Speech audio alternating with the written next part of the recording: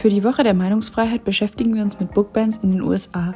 Dafür haben wir die amerikanische Autorin Kirsten Miller interviewt. So I'm talking to Kirsten Miller today, and you are the author of several book series. You've written adult and young adult and also children's books. And your latest work is Lula Dean's Little Library of Banned Books, which offers a satirical take on book bans. And today I want to talk to you about book bans and its effects in the United States. So thank you so much for being here. Thank you for having me. People saying like they're not banned, they're just like in school libraries, you can still buy them and everything. You should ask them who can buy it. Who? You know, there are a lot of people in this country who can't afford to go out and buy every book that ends up getting banned. It's such a privileged argument to make that, you know, they're not banned, you can go out and buy them. A lot of people can't. A good part of the population can't. That's why the libraries are there. It's to make sure that everyone can read what they want to read and educate themselves in the way that they see fit. Really, that argument makes me very mad whenever I hear it. I think a lot of people in this country assume that the books that are being pulled off the shelves are the books with dirty parts in them, parts that have a lot of sex or whatever.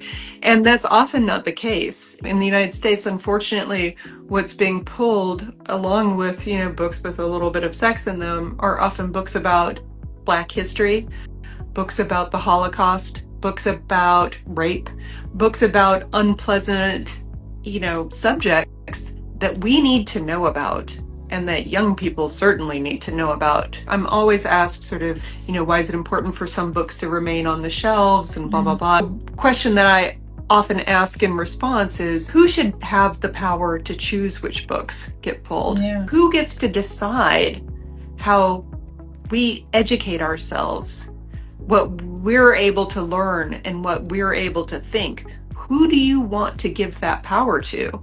Do you want to give it to the government? Do you want to give it to your neighbors? No, that is a power that's for you to decide what you read, what you learn, how you educate yourself. It's a fundamental freedom, and it's not one that we should give up. It's one that we should be willing to fight for. You've talked with librarians and teachers and booksellers from all over the US about book bans. Who are the groups that are lobbying for book to be banned? There was a big study done in Florida of the people who were issuing the challenges, and there were hundreds of them, hundreds and hundreds of them, and they found out that it was just two people behind all of these challenges, and I don't think either of them actually had any kids in the school system. Sometimes the answers are very surprising.